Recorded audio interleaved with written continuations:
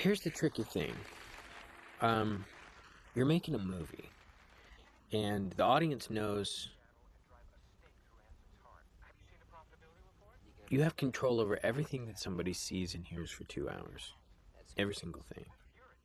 And the audience knows that you can show them anything. You know that you've got computers and you can make Tyrannosaurus Rex eat a car. So they know you can do anything. So the question is, what don't you do? Not what do you do? Um, every time you go to a close-up, the audience knows subconsciously that you've made an editorial decision, that you said, look at this is important.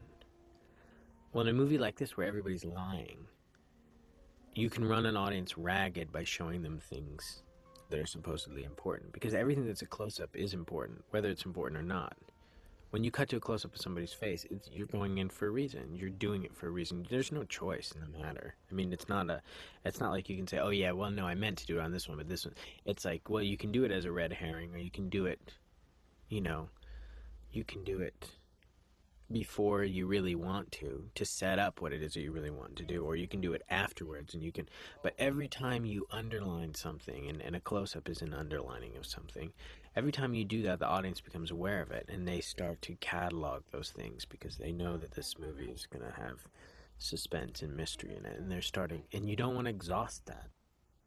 So one of the you know that you're getting to, by page 60, you're getting to a moment where you're going to go, all of that stuff was bullshit. So you have to be very, very cautious and careful about when you choose to do it.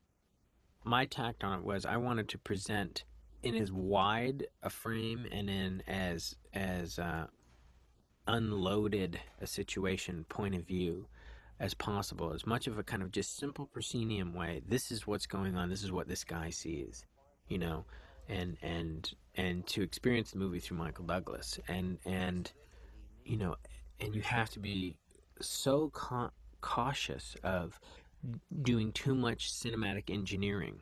I didn't want to cut the movie's cut a little bit more than I wanted it to. Certainly in scenes where, with Deborah. Deborah, you know, she had a lot of very complicated things to do in terms of the wine spilling, and you know, and we had to like take Michael's shirt off him between takes and get him a new suit. You know, every time, that kind of stuff. So that scene's cut a lot more than I wanted to. I wanted it to play in a moving master as much as possible until she gets reprimanded by the maitre d'.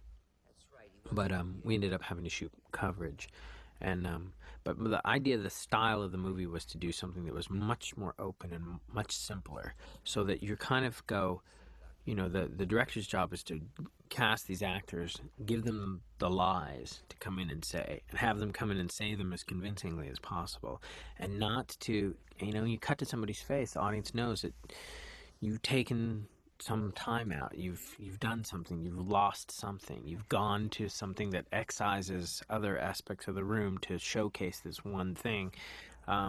There's something behind it. There's a reason. Whatever the reason is, if it's not clear at the moment, it'll be made clear later. So it puts this importance on it. You have to be very careful about how much importance you put on anything, because everything is going to add up. Everything is, the audience is cataloging it all. So it's a tricky movie in that respect, and you know, maybe I'm overthinking it, but I always felt like, you know, what you really want to do is get out of the way of the material and not do too many kind of telling, you know, kind of push in on the keys, or too many telling kinds of close-ups of things.